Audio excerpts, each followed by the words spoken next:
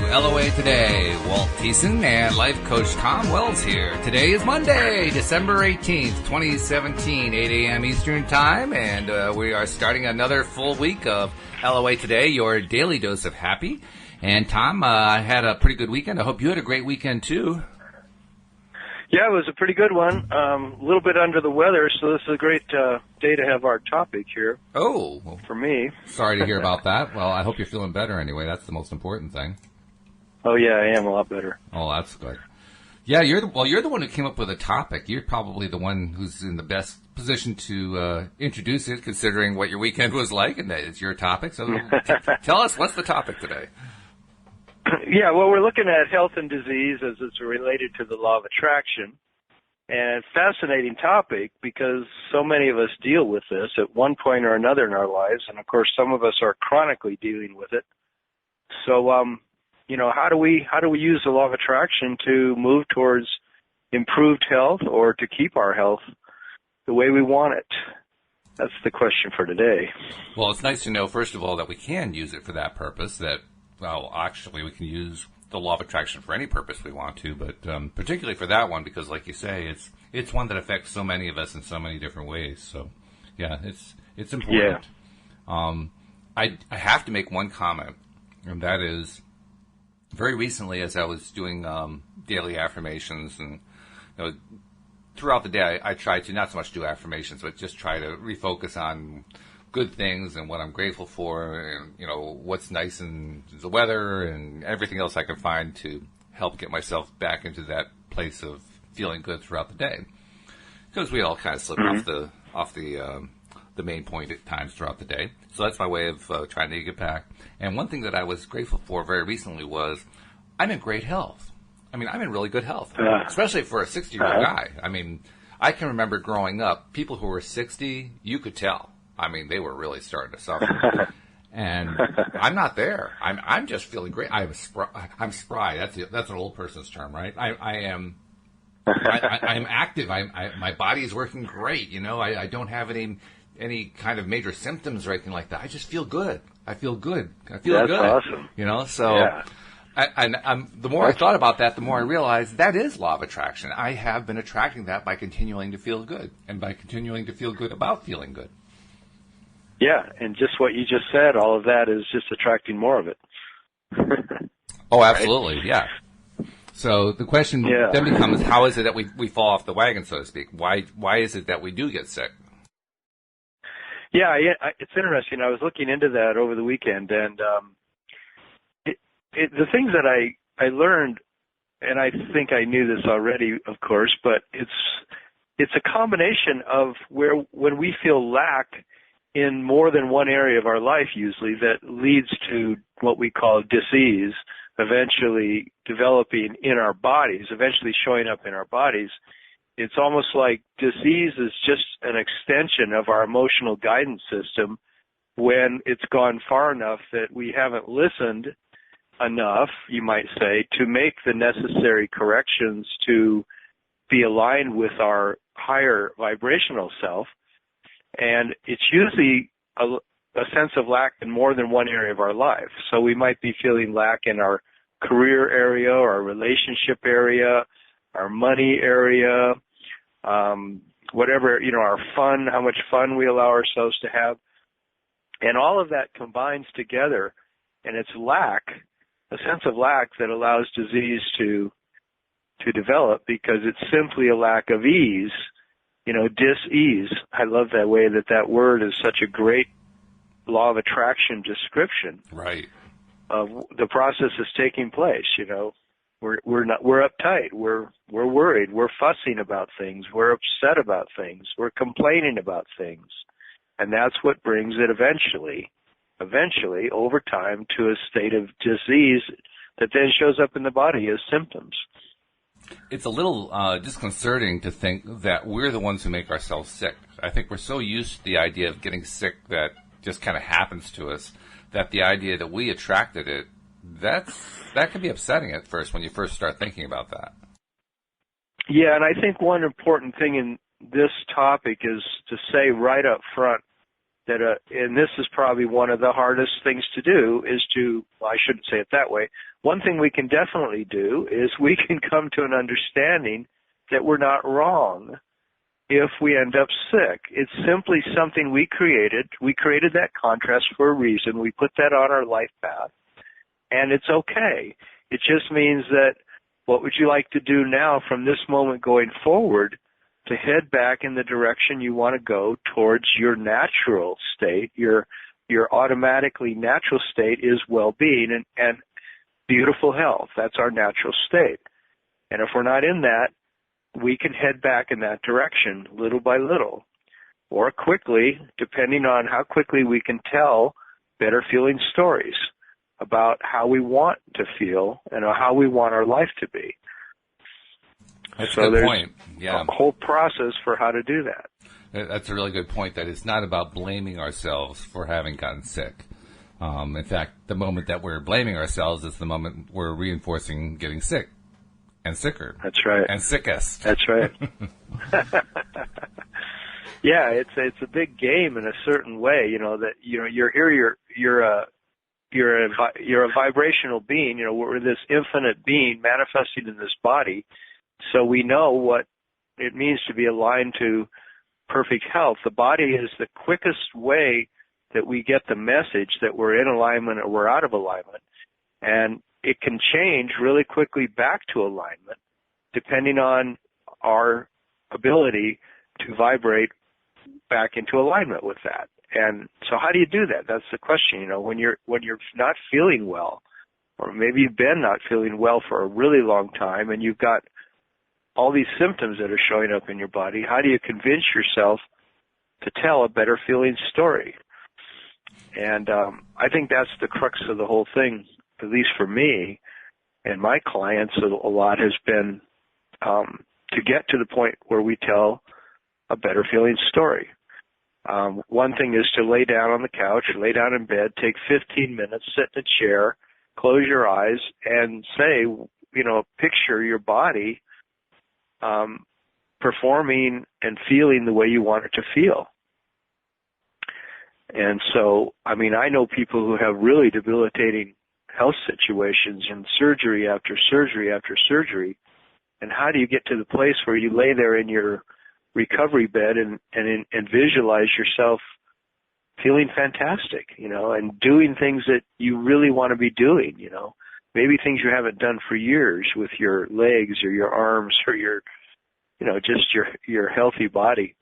But that's what we need to do. We need to envision and feel what it would feel like to have this really healthy body. One thing that I've Go ahead. Oh, I was just going to say, one thing that I've been advocating for some time now is the idea of using laughter. And you and I talked about that on Friday, too. With the idea that laughter is our easiest, best, quickest tool if we want to apply healing to some part of our body as quickly as possible. And in fact, scientists have shown that that when you laugh, literally the healing message gets sent out from your brain to the part of the body that needs healing within 90 seconds. Wow. Which, compared to how long most people get sick and stay sick, 90 seconds is pretty darn short. Yeah. And I think it's a big step for some people. I know it was for me when I was back in several years ago when I was spending a lot of time feeling bad about situations in my life. I went out to back in those days we actually had movie stores where you go rent DVDs, and I went and rented a whole bunch of funny movies, just like what's his name, Dr. Cousins did. Norman Cousins, right? Yeah. Norman Cousins recommended that in his book about heart health, and it was incredible just to give myself the opportunity just to watch funny movies and to say to myself, I'm just going to let go of all this concern for a while and just have some fun. The last time that I was starting to feel kind of under the weather like you were this past weekend was sometime during the summer. I can't remember exactly when it was. But there was one night I was feeling that tickle in the throat and all that kind of thing. And when I woke up the next morning, it hadn't gone away. So I said, okay, time to apply my own therapy. So I can't remember what I got on. It was probably Robin Williams on Inside the Actor's Studio. The first 10 to 15 minutes of that are just hysterical. So whatever it was, I got it out and just started watching and laughing for the next 15 minutes or so. And I think I actually tried going to YouTube and just finding some other stuff, comedians or funny movies or whatever, and just playing some of the funny scenes that are out there. I didn't try to watch whole movies, just the funny parts, and making sure that I was laughing at each of those different intervals. And after, I don't know, I think I probably did maybe a half an hour of this, and then I had to get going with my day. And by the end of the day, I'd had a pretty good day, and I realized I wasn't feeling sick anymore. It was not. So what was normally a sign of an onset of getting a cold or something like that disappeared. Yeah, it's fantastic. And when I thought about it, I realized, well, I especially gave myself the best chance to get rid of it because I caught it early, right? So I noticed early on that it was coming on, and it's a lot easier to stop the vortex early than it is later. So I took advantage of stopping it early and stopped it by using the laughter technique, and I just wiped it right out. Wow. Yeah. That's great. Yeah. I was looking at this thing from Abraham, and they were saying that the universe knows, your higher self, your inner being knows how to unfold your healing, how to unfold you getting back in alignment with your already naturally healed self, your natural well-being. And it's just that sometimes there's just more steps that just need to be taken.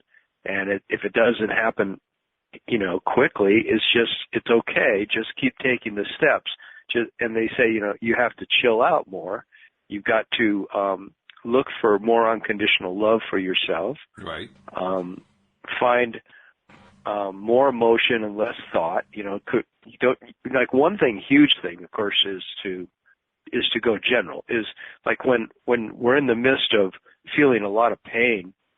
One thing I do is I feel into the pain. I let myself accept the fact that I have it. I don't sit there and deny it and try to run away from it. I hold it like I would hold a little child who's crying, and I hold that painful place in my body and whatever's going on, and I accept it, and I try to give it as much love as I can. And then, I try to just think less about the fact that I have that going on. Just take my mind away from it. Of course, that's why we do the laughter. That's why we watch the movies, It's just to get away from the struggle sense, from the feeling bad about the fact that we feel bad, complaining about the fact that we have this situation. Right. Yeah. So going general is huge. I think it was Louise Hay who came up with a metaphor of illnesses and aches and pains and diseases of the body being metaphors for life. So, for instance, if you have a headache, it means that in some way life is weighing down on you mentally, or life is in some way affecting you mentally. If you've got, if you've got a stomach ache, it means that life is kicking you in the gut. That kind of thing. So yeah. So when you look at it that way, then you begin to realize there are a number of different modalities, I guess you might call them, that we live with and often live with chronically that we become used to. And that's where the concept of resistance and release comes from, because what we're really trying to do is to get ourselves to a point where we can not only recognize that we're doing those things, that we're holding these things in, so to speak, that we're holding this bad stuff to ourselves by constantly focusing on it, or at least regularly focusing on it. But we also need to find that it not only exists, but that it can be released. And when we find, for instance, that there's one particular thing that we're always focusing on, then, okay, I release it. I let it go. I'm done with it. Goodbye. Go away. And then, like you say, engage in activities like laughing and feeling good and appreciating and doing all the positive stuff that we know that creates positive emotions in us. So it's the combination, right? It's the combination of doing the feel good and the releasing that makes the difference. Yeah. And some of the traditional, suggested processes that one can do is you can, again, do an appreciation journal where, every morning or every other day when you feel inclined, get out that journal and start writing what is going well. What are the things in your life that are working, in spite of the fact that you have cancer, in spite of the fact that you have diabetes, in spite of the fact that you just sprained your ankle and you won't be able to walk for 3 weeks. It's like, write about what things are going well, what things are going well. And it's sort of like, I feel like I have to train myself. That's why, like, scripting, for example, getting a notebook and writing, at the top of the page, my body when I'm feeling great. And then the whole rest of the page, you write a visualization, like an imagination of what your body is like when it's feeling fantastic. Or maybe you can remember when your body was really healthy, remember those times. But you can project it into the future too. What would it be like? What would you be doing? What would you be saying? What would you be able to feel in your body when it feels fantastic? Because it's aligning with that naturally state of well-being that'll take us back to health.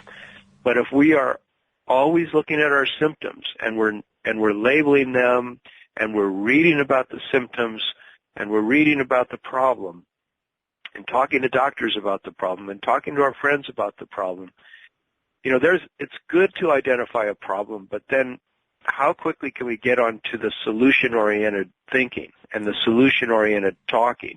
That's the key to the way I see it. Oh, yeah, because if the longer that we focus on all the different ways that we understand that we're sick and all the different manifestations of it and all the ways that it keeps reinforcing itself and all the different ways that we can perceive, what its little pieces are and so forth, those are all the different ways we continue to be sick.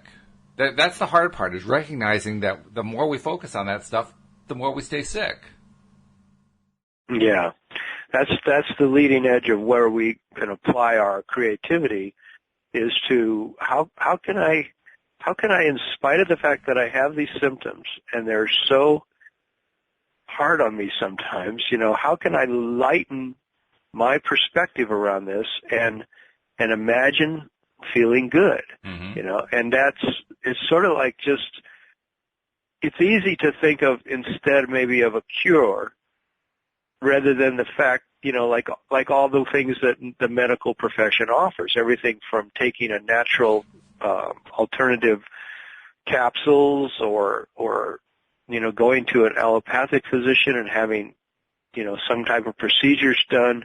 And it's not that we don't do those things. I mean, I think we just have to follow our intuition on what feels best. But if at the same time we can be telling better feeling stories about going forward into the next moment and the next moment and the next moment, maybe all we can say is that, like my symptoms are clearing up and my head is starting to feel clear and I'm starting to be able to, whatever it is, like what would be a little bit better place to be in. So that's the other thing is what we got to do. If you're dealing with something that's really debilitating and you can't really get to the place where you feel like it could get better, at least you find yourself frustrated in your attempts to do that, that's a good time, I think, to focus on imagining what it would be like once that condition is removed. Yeah. In other words, you don't have to buy into the fact that you're there yet. It's going to be more effective once you do buy into it. But in order to get the whole process started, it can often be good to kind of fake it till you make it, as they say, to talk about, wow, if my broken leg was healed, I'd be able to ski again. I'd be able to walk. I'd be able to run. And it's so much fun when I can do those things. It's so much fun. I mean, I'm a big skier, so I love skiing. I love doing the downhills. I like the moguls. I like all that stuff, Uh-huh. And you start putting yourself back into that place and then feeling it and feeling good about it and getting excited about it and saying, oh, wow. And not letting the fact that that leg is still broken get into your mind at all. It's just saying, no, instead of focusing on that, I'm going to focus on this other side. I'm going to stay there throughout the day. I'm just going to continue to go back there. And every time that my leg reminds me that I have a broken leg, I'm going to say, nope, I'm going back on the ski slopes.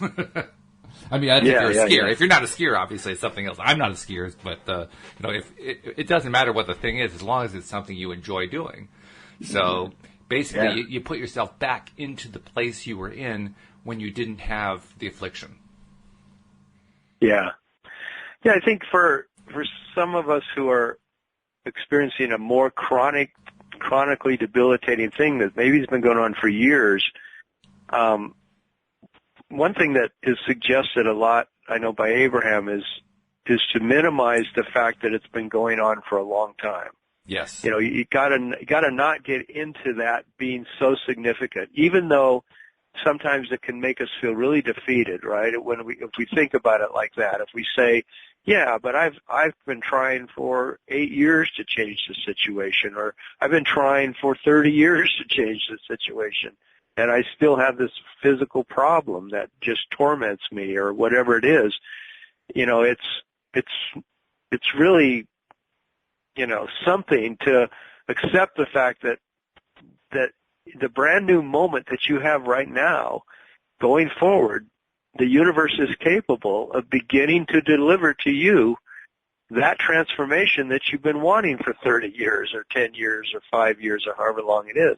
And that it's that level of faith and trust that it can transform, and that it can happen little by little, or it can even happen quickly. But, we've got to get to the place where we're believing that and telling that story of that transformation taking place, and of what it's like when it finally is, all done and we've got the health we want. I mean, Abraham says a lot, there's no physical condition that can't be transformed. And, people would argue that who are going through hell with their bodies, right, would say, I don't believe that. That's just not true, I'll never get out of this condition, I'm going to die from this, and maybe they will. But all I can say is that maybe we have infinite power at our disposal ultimately, and things can change. And it just takes a lot of allowing and trusting and being easy on ourselves, being kind to ourselves, a lot of self-love. Yeah, I'd say that's very true. Not only are we the people who keep ourselves sick, because what you described there is a sick mindset. It is a mindset of being sick, that I will never get out of this, I will die like this, this is me for the rest of my life. Those are all sick attitudes. And by sick, I don't mean it in a disparaging way. I mean attitudes of being sick. And if you insist on those thought forms, then you are correct. You will eventually die from it. But not because it's inevitable, simply because you continue to stay in that space of this is inevitable. It's your mind that's doing it. Your mind is keeping you there. And that's a hard concept. The concept that our minds are capable of manifesting stuff that happens to us. I mean, we want it to manifest good stuff, but it's hard to appreciate sometimes that we manifest the stuff that we don't like so much. That's really hard to grasp and to understand and to appreciate, but it really is true. And especially if I'm in the midst of it, if I'm up against something, like I was dealing with the computer issues, right, which are now becoming computer solutions. They're actually ironing out. The sound is sounding great, by the way, in case you hadn't noticed, guys. Yeah, it is. But, some progress has been made because I was able to keep my mind off of all those terrible problems that were happening before and onto what the solution was going to be like. And it wasn't easy. Let me tell you, when you're actually sitting there at the computer trying to iron out one step at a time, test one thing at a time, it's really hard to keep your mind on, this is going to work out. I'm almost there. It's going to get there. Especially when every other trial produces an error. It's like, oh, God, there's one more error. Oh, that one didn't work. Oh, that didn't work. There's so many opportunities to feel miserable about it. Yeah. So that's what the challenge is. The challenge is trying to get yourself to say, you know what, I'm not going to buy into that anymore. I am sick to death of it. Literally sick to death of it. I am just not going to do that anymore. So I'm going to change my whole way of thinking about this. By God, somehow I'm going to do this. I am just going to be determined that, hey, this computer is going to get well. This computer is going to start working properly. This computer is actually going to start putting out sound that sounds good. And when that happens, I'm going to feel so good. Well, the same thing applies to being sick.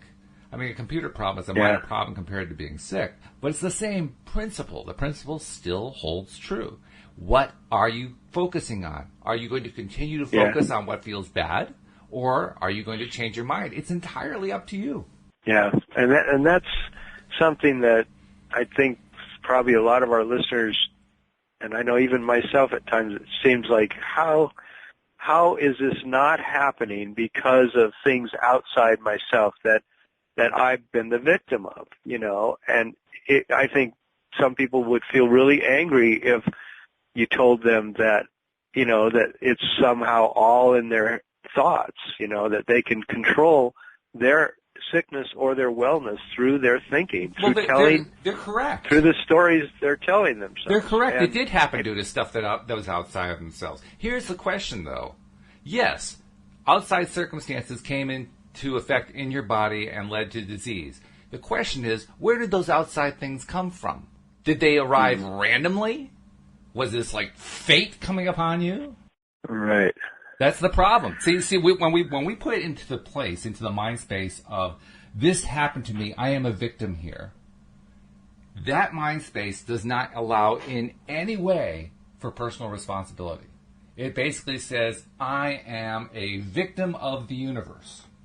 And if you want to be a victim, you can be, but you better do it knowing you're better off doing it knowing that you are placing yourself in a victim position.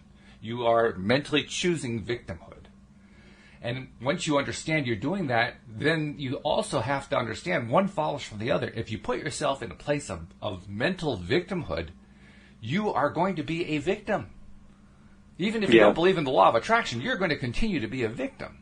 And there are going to be ways that life is going to come at you and say, okay, here you are. You're the victim. Congratulations. You win. You just attract more of the same. Well, it's a very interesting thing. Like I've mentioned in other shows, I've had this sinus condition that used to be really severe, and I've been lessening it and getting it better and better and better over the years, whereas now I've only got maybe 1 or 2% of the symptoms I used to have. And I did it a lot through law of attraction by continually telling myself that I'm healthy and that my sinuses are clear, my nasal passages are clear, my ear canals are clear, everything's flowing beautifully, and, just continually trying to focus on that. But the thing that's been interesting is that my condition is supposedly caused by, here's the victim thing, caused by foods such as gluten, sugar, these different things that are in my environment. And so when I ingest these things, dairy products, for example, then I get symptoms, right?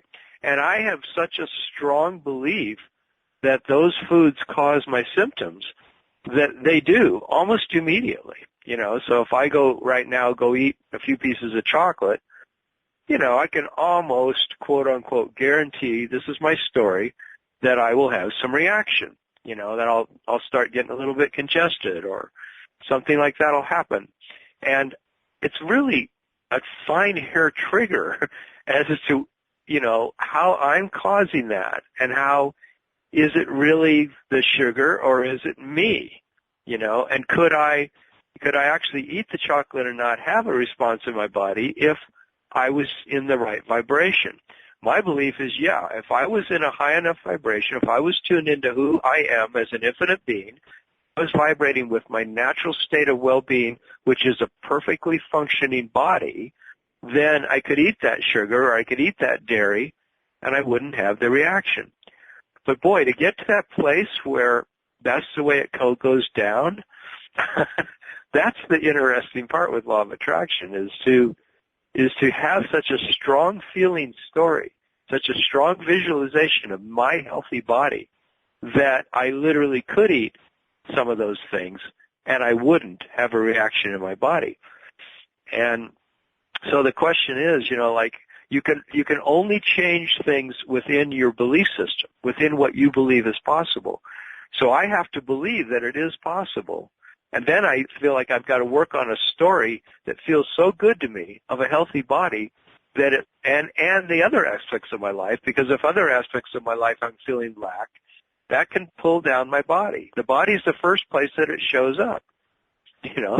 Mm-hmm. So it's all this like very interesting play of getting really positive, getting to where the stories I'm telling about my life in every area of my life are more and more the stories of how I want my life to be. And I think that's how health comes about. Yeah, the whole question about how to deal with this kind of dilemma that you're outlining there, which of course is an extremely common outline. I mean, that you can apply that to so many different areas of our lives because that's the way many of them play out. They all remind me of what David Bartke and I were talking about yesterday during our Sunday broadcast. Uh-huh. We were talking about the emotional guidance system and how you're ill-advised to try to go from one extreme of the system to the other, from one extreme of the scale to the other, because you just can't get there. The law of attraction actually blocks you from getting there because it's still giving you stuff from the one end, and you're trying to jump onto the other end. And the analogy that I used to help illustrate it was a staircase. If you're at the bottom of a staircase, you don't try to get to the top of the staircase in one step. It's just too big. Uh-huh. You just can't. Uh-huh. Your legs just aren't that long. I mean, I'm 6'8". My legs aren't that long. So I mean, you just don't do that. But if you take it one step at a time, you will get to the top of the staircase every time. I mean, that's just how staircases work. So the same thing holds true for if you are in a space where you have long believed that sugar is bad for you and that sugar causes problems. And I'm one of those people. So if you're at the bottom of the staircase, you try to bound right to the top that says, okay, I am fine. Sugar no longer affects me. No. That's too fast. You can't get there that fast. So you do it in stages. What's the first stage? Well, probably the first stage is you stop eating sugar for a while so you can work on yourself. So you aren't constantly pushing yourself into a corner, right? That's the first thing. And then after you've laid off the sugar for a bit and you replaced it with something else that's non-sugary, the second step is to start working on your mind. It's start working on, okay, so let's see, where am I getting hooked on the idea of I need to have sugar in order to function, and what can I replace that with, and how can I get myself into my happy place so I can feel good, because when I'm feeling good I have less of a need for sugar, and you just start working through your process, right? And eventually, by taking those steps that continually refocus yourself on who you are, on who your true inner self is, being in that point of balance and that point of happiness, that point of joy, eventually you do get to the point where you could actually one day take that dose of sugar and not even notice it. Your body just isn't even affected with it because you're in a very high vibrational place. The interesting thing is when you get to that point, you probably won't want sugar. You probably won't want it. I found that out with alcohol. I gave up alcohol right after college. I didn't like the way it was affecting me. I didn't like the way I felt. I didn't like the morning after. I didn't like any of it. I didn't like that taste in your tongue and all that kind of stuff. And I said, this is ridiculous. Why am I continuing to do this to myself? So I just gave it up cold turkey. And that was like 24, something like that, 25. About 10 years later, I was working for an advertising agency, and the advertising team went out for an outing. We went to a concert, actually, just for fun, not part of work at all. Just go out and have a good time. I think the concert was actually the Moody Blues. It was really good. But anyway, at this concert, I'm sitting next to the president of the company, and we're chatting, talking about the concert and so forth. It was like during intermission. I think there was actually it was two bands. It was the Beach Boys were the first band, and then the Moody Blues. So it was a pretty good act. So it was between the two acts. We're talking, and he had given up on alcohol. And he and I said, let's get a beer. Let's just see what it tastes like, because we haven't had any alcohol in so long. So we both got a beer. and the interesting thing was that, Tom, neither one of us wanted to finish the beer. We both took a few sips and we were done. Like, I don't want this. Now, 10 years before, I would have downed the thing. I mean, I was good at chugging beer when I was in my 20s. I could chug a beer, a full 12-ounce glass, in about a second and a half. I was really quick at it. I could barely even take more than a sip 10 years later because I had conditioned my mind, not intentionally. I didn't know about law of attraction at that point. But I had, through just my whole transition away from it and replacing it with other behaviors, I even replaced all my friends. All my party friends were gone. I replaced them with new friends. That whole pattern had changed so much that when it came to actually tasting the alcohol, I had no interest in it anymore. None whatsoever, which surprised me. Yeah. There is something about that. I've said to people that one reason I think I can't eat these foods anymore is because there's something in my higher vibration of who I am in my life, the way I live now, the life coach and doing all this kind of work that I do to help uplift other people, is that I need to stay in a state where I feel uplifted, where I feel like I'm vibrating with my higher self as much as possible. And that, of course, that's how I want to be anyway, whether I'm a life coach or what I'm doing.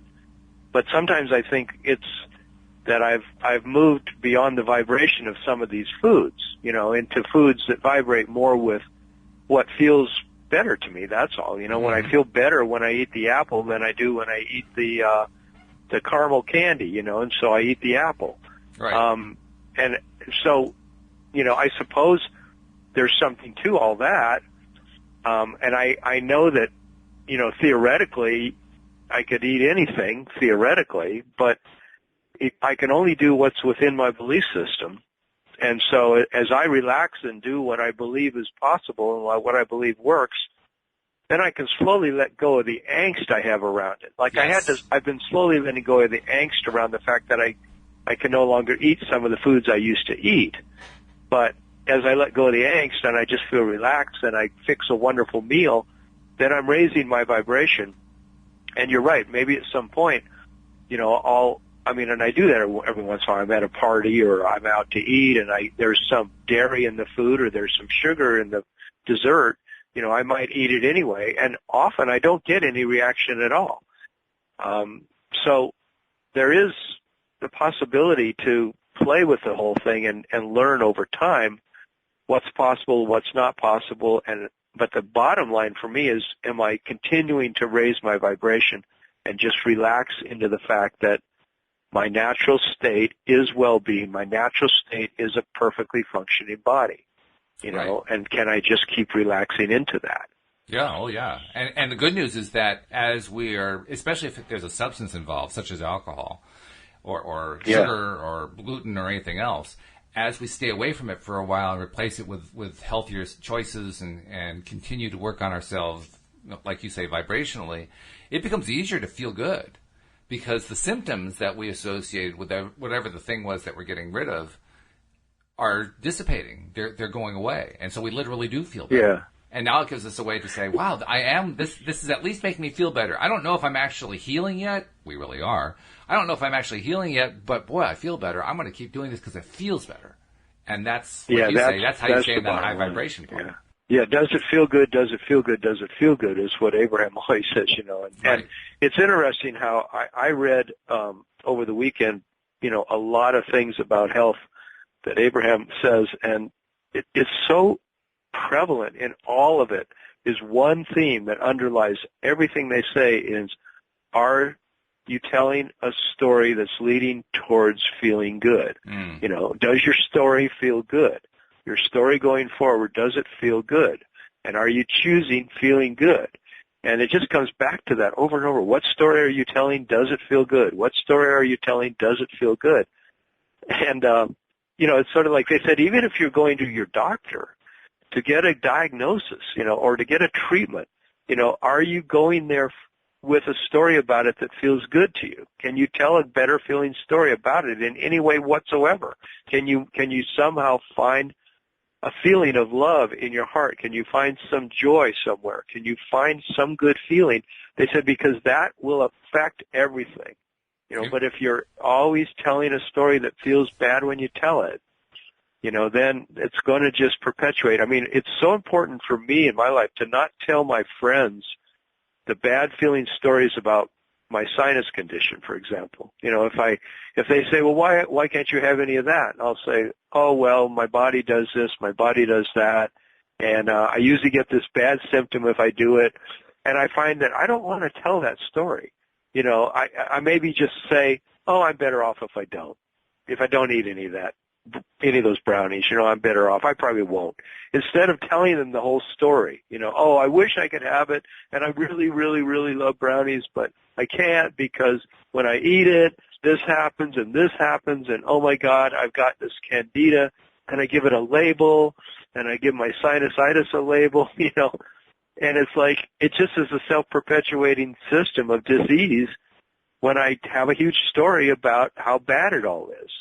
I've got to have an opposite story, and that's the thing that takes the courage or the willingness, to tell this a different story, that says, oh, I used to have some symptoms and I'm letting go of them and I'm just starting to feel really great. And, even if it's not that way yet, to tell that better feeling story. And certainly if you go to your doctor and you start telling him what your symptoms are, you have to do that. That's part of being at the doctor. The doctor needs to know what your symptoms are. But there's no reason at all, and every reason why you should, after you've explained the symptoms, say, now here's how I want to feel instead, and then start laying out what that feels like. Because two good things are going to happen there. The first good thing is that it's going to start affecting your own vibration level. And the second thing is 9 doctors out of 10, I can say this without even looking at a scientific study, 9 doctors out of 10 are going to say, yep, we're going to help you get there. Good attitude. We like that.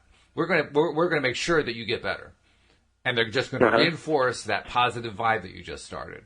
So it actually does pay to tell the doctor how you want it to be instead. Yeah, because focusing on disease produces more disease. Focusing on wellness produces more wellness. That's sort of the bottom line of the whole thing. Yeah, starting with what your symptoms are. Again, the doctor needs to know what those are. But you don't live there. You don't stay there. You just say, okay, here they are. Here's what I'm dealing with. Now, here's where I want to get to.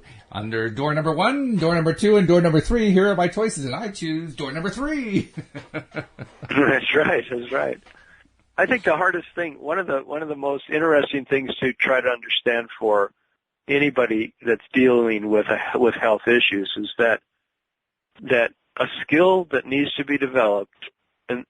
For me, this is like just bottom line in my own life. A skill that needs to be developed, no matter what, is the ability to visualize and tell better feeling stories, to feel into that condition of what it would be like when you are feeling fantastic. And I think I've noticed with my clients and with myself, these are not skills that we have developed.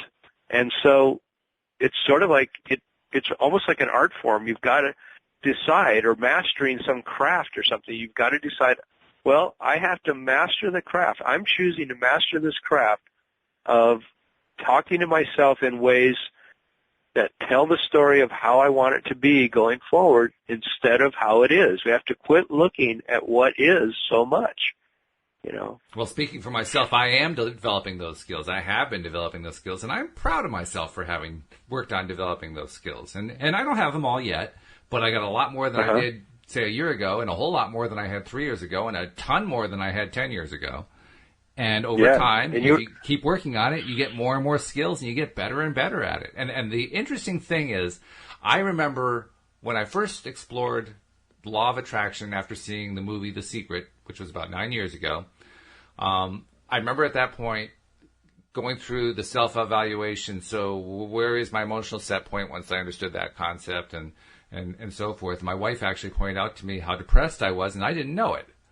But I eventually became aware of it. I came to terms with it and became aware that, I guess I was exhibiting a lot of negativity, and I was determined to change that. And over time, I now realize, looking back, I was feeling depressed. I didn't give it a label. I kind of blocked it mentally, but it was still there. I was still feeling the depression. And today, by contrast, I can feel it in my jaw. I can feel it in my cheeks. I have a perpetually happier expression, much happier than I did 10 years ago. Oh, wow. I feel it. I feel it every day. And it's a weird thing, but it's a nice thing. It's a nice weird. It's, wow. Yeah. This is evidence of all the different skills I have been learning how to apply in terms of trying to regain control of my own emotional set point, of my own ability to choose to feel happy, to choose to feel joyful, to choose to feel gratitude, to choose to feel all of the wonderful, happy emotions, toward the goal of getting that centeredness, toward the goal of getting that high vibration level. And, oh, by the way, simultaneously along the way, identifying all the different ways that I didn't realize I had resistance put up. And as I find them, let them go, let them go, let them go, release them. And some of them take longer to release. I just can't seem to release them as quickly. But eventually I convince myself, yeah, I can release them. And I keep changing the language around and changing it around. And we can learn this. We can learn it. I am now positive proof that we can learn it because, heck, if I could do it, and let me tell you, it was tough for me. Probably tougher than for most people based on the stories I've heard about how quickly people are able to manifest with a secret, the things that they want in their life. I'm a slow learner. But I'm getting there, and I have gotten there. So if I can do it, anybody can do it. That's the way I look at it. That's great.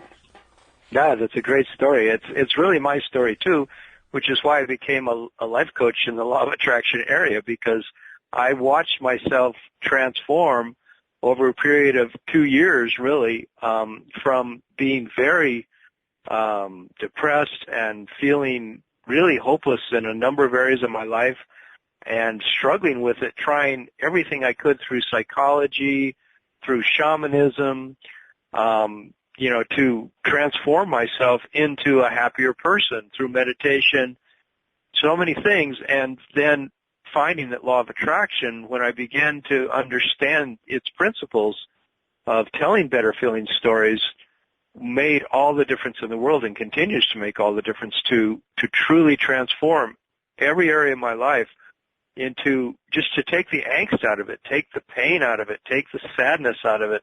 And it's really enabled me to minimize my physical conditions, my mental, emotional conditions, it's brought more abundance into my life in terms of money and wealth, and everything that I want is all dependent on my being able to tell these better feeling stories. And there's a lot of other processes that we do, like learning to spend more time going out in nature, learning to spend, to say something at night when I go to bed and something in the morning that sets me up, the meditation that I do, my appreciation journal, a lot of different things that we can do that keep us going in that track towards feeling better and being happier and being more aligned with who we really are. Absolutely true. Yeah. In fact, that analogy I mentioned earlier about the staircase, where the bottom step is depression and anger and fear and sadness and all the negative emotions, and the top step is happiness and joy and excitement and thrills and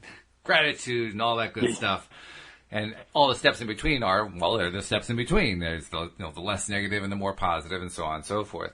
When you think about that scale, what we're trying to do is climb that scale one step at a time. So like over the period of days or weeks or even months, we're trying to take one step at a time. And the reason I point to that metaphor again is not only is it important to climb it one step at a time, but I want to remind us we very much need to enjoy the journey and appreciate the journey. The journey up that staircase, I'm still learning it. I'm still learning to appreciate it. And even after having learned how to climb it once, I'm realizing, wow, there's a lot that I overlooked. There's a lot that I missed moment by moment. It's really, really important to pay close attention and to really appreciate and value every step of that journey. Even when you're in that negative zone, realizing that you're taking steps upward, that you're taking steps toward where you want to be, and saying, wow, I just left behind a really bad thing. Yeah, I'm not in a great place now, but it's better than I was at, and I'm going to be in an even better place tomorrow. And even in that bad place, finding that there are still little good things that are going on and appreciating those things and saying, this is a great journey, this is a great journey, this is a great journey. Because like Abraham says, you're never going to get it all done. There's no way to get it done. This is the show that goes on forever. It goes beyond this lifetime. This is the show of what we do for all of existence, forever and ever and ever. And and the purpose here is to have fun, to enjoy this. So, okay, let's enjoy it. Let's enjoy that upward path. We don't have to enjoy the downward path, but let's enjoy the upward path. Let's spend more time focusing on that enjoyment, because what happens is we end up taking steps faster. Yeah. Yeah, they say that, the whole purpose of life is the flowing of energy. It's the flowing of it. That's the enjoyment of pointing your boat downstream, going with your path of least resistance, and finding out what it feels like to flow, and accepting the fact that if there's contrast that we put on our path, that's part of the play here that we're creating for some reason, and to go with the flow of the fact that we created that contrast, and now how do we want to move through it? And that, like you say, if you can enjoy the journey one step at a time of moving through the contrast, then you can actually find joy in every little bit of improvement, right? And forgiveness and acceptance of the fact that if we feel like we're backsliding, if we feel like we're not making progress, then at those times, just accepting that we're there and then saying, but there is hope, that there is possibility here. I can improve, and I'm going to improve, Oh, absolutely. I guess that's what it comes down to. Oh, it definitely does. There's no doubt about that. And in fact, that's one of the reasons we do wins when we start each one of these podcasts, right? We want to focus on what are some of those activities that we went through that helped us take one more step up that staircase, one more step on that journey for us to appreciate and forgive ourselves and feel better about ourselves and feel better about others and feel better about what's going on in our lives and feel better about the stuff to feel good about. That's why we do wins. Yes. That's the whole purpose of wins. That's what wins are all about. Uh-huh. Otherwise, if you don't do it, if you don't focus on the wins, you miss them. Uh-huh. You miss them. You don't notice them. I mean, you can go through an entire day, have 4 or 5 wins, not notice them. At the end of the day, you said, oh, wow, I had a lousy day. Yeah. Actually, you had a pretty good day, but you skipped over the wins, You just didn't take any time to live in and appreciate the wins. Which is why the various activities like what Louise and I do, the 3 gratitudes, we think of 3 things that were wins for the day, 3 things that went well. And when you relive them, you say, oh, yeah, I forgot that happened. Yeah, that was good. Mm-hmm. It reminds you, and it brings you back into that space that you really need to be in. Yeah, I was just reminded by my life coach the other day to write down before the end of the year here, if I can, all the wins I had in 2017. And she said, "Oh, you're going to write a novel?" So good to. Pardon me? I said you're going to write a novel. Well, that'd be nice. Yeah, I mean, like 300 pages really, of wins, right? When it comes down to it, I started thinking just randomly about it. I haven't started writing it yet, but it's one thing I want to do really soon here, because I think there was a lot of wins. And when I start going back and giving myself credit for the things I did accomplish, then it'll build that for the 2018. I will be entering the year 2018 with this sense of, but I did accomplish that and that and that and that and that. And that's something that, being a perfectionist, I have tended in the past to minimize the things that I do accomplish, and then I maximize the sense of I need to accomplish more, because it's never quite good enough when you're a perfectionist, and I'm changing all that, I'm changing that into believing that I have accomplished a lot, and that's reason enough to know that I'm on a very good path and that I'm enjoying my journey, because all I want to do is enjoy my journey more. I know that, I might like to have more money, I might like to have this or that, but it's really enjoying right now, today, that matters the most to me. How happy can I feel today? Isn't that ironic, though? Not so much tomorrow. That as perfectionists, because I'm a perfectionist too, or I have been. I'm less. I actually have abandoned perfectionism, but for the longest time I was a perfectionist. And isn't it ironic that perfectionists are the ones who are least willing to focus perfectly on what they did right? Yeah, exactly. I mean, that's weird when you think about it. The last thing that a perfectionist wants to know is what he did right. All he's interested in is what he did wrong. Yeah. Well, I guess the bottom line message a perfectionist got, is that they're not enough. And, right. If their 2 main caregivers in their life, or their teachers and their main caregivers, are giving them the message that they need to be better, they need to be better, they need to be better, they're never quite enough, then it's really, that's your bottom line. What you're thinking is, I'm not good enough, and so I better try harder, I better do more. But to be able just to accept that I've done a lot, and I'm really accomplishing a lot, and I want to give myself full credit for that, and forget about, becoming perfect. It's almost like, I love that you gave that up. Oh, yeah. I can't say I've 100% given it up, but I've given it up a lot more than I used to actually adhere to it, that's for sure. But it constantly amazes me how perfectionists are so good at focusing on what they did wrong. I mean, because I did that constantly. And not just focusing what I did wrong, but focusing on what everybody else did wrong. Everything was about finding the one flaw. There's a flaw there, and by God, I'm going to find it. And not realizing that what we're really doing is setting ourselves up by constantly moving our goalposts. Even when we reach a goal, well, it's not good enough. So I have to move it further ahead. Okay, so I'm going to reach that goal. Oh, nope, that one's not good enough either.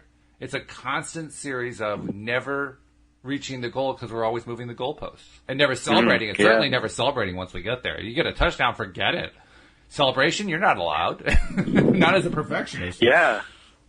Or getting really good, for me, it's getting really good at looking at the things that are working well, that I do appreciate, and having the focus on those actually be bigger than my belief that, well, if there's something wrong, I have to root it out. Yeah, right. If there's something wrong, I've got to put focus on it because it's not going away until I root it out. So I better just accept the fact that something is really wrong and I've got to deal with it. We are comical, you know that? And Abraham said the opposite is the way life works, is you put a huge amount of focus on the things you appreciate, your life will start becoming a whole bunch of things you appreciate, and you won't be noticing the things that are wrong. Yeah. There is, the things that you used to call wrong will dissipate and dissolve. That's how I'm getting rid of my sinus condition. I'm just not focusing on it anymore. I'm just letting the symptoms, whenever they show up a little bit, I just minimize them. I just don't even get into them. I don't talk about them. I don't think about them. I just let them come and go, and they tend to just be less and less and less. Yeah, they go away. Because I'm just not. Yeah, I'm not focusing on the fact that I get a little bit of this or a little bit of that reaction. I just immediately say, yeah, but I'm getting better. I'm always getting better. I'm feeling good.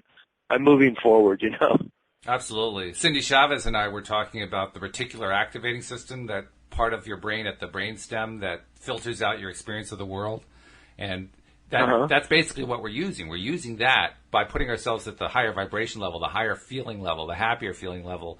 We are training the RAS to filter out the negative stuff. Whereas when we stay in the crest level, we're filtering out the happy stuff. Well, heck, if you got a built-in filter, you might as well use it to your advantage and not to your disadvantage. That's right. That's right. Law of attraction is about using everything in its natural state that's already designed to our advantage, that health is our default state. And it's like just learning to flow with what really is actually the way it's set up to work, and not be in resistance, because resistance is what brings about disease, Yeah, resistance is a topic all by itself, which we should probably do someday because it's a major topic. It's, for me, one of the most difficult things to grasp when you're first trying to apply all this. But unfortunately, that will have to wait for another day because we're kind of running low on time. But while we still have everybody here, I want to remind you, please, please, please subscribe to the podcast. That's how you can get your daily dose of happy.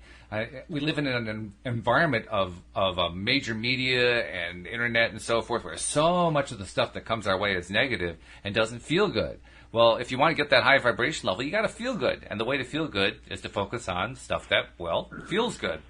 Well, that's what the Daily Dose of Happy is all about. So subscribe to LOA Today. Do it through loatoday.net. Or you can do it if you're on your iPhone, you can do it through the iTunes Store or through podcast software. Either one, the built-in podcast software, you can also do it. You just do a search on LOA Today in either one of those sources. Or on an Android phone, same thing, just go to Google Play and search on LOA Today. So please subscribe today. And before we leave, I also want to give you a chance. Tom, how does somebody reach you if they want to get a private session? Because a private session can often help, isolate the specifics of what it is a person needs to do in order to get unstuck. Yeah, well, I offer a free 1-hour discovery session, it's called, and there's a page on my website that you can sign up for that, just with your name and your email. And my website is youarejoy.com, youarejoy.com. Right. And that's all you need to do. Terrific. Tom, it's been a pleasure as usual. Thank you, Walt. It's been great. We'll see you all next time here on LOA Today. Goodbye, everybody. Goodbye.